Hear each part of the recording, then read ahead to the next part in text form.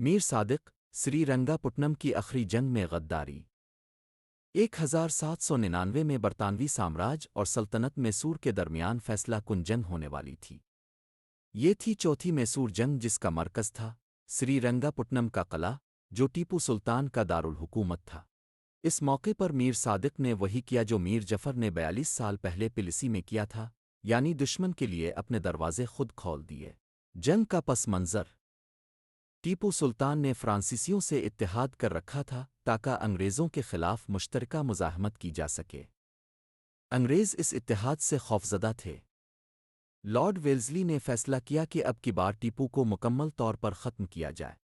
مارچ 1799 میں انگریزوں نے سری رنگاپٹنم کا محاصرہ کیا۔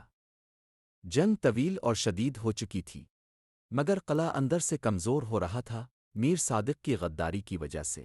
میر صادق کی غداری: اس نے جنگ کے دوران قلعے کے ایک اہم دروازے کی حفاظت سے اپنی وفادار فوج ہٹا لی۔ اس کی جگہ ان فوجیوں کو تعینات کیا جو پہلے سے انگریزوں سے رابطے میں تھے۔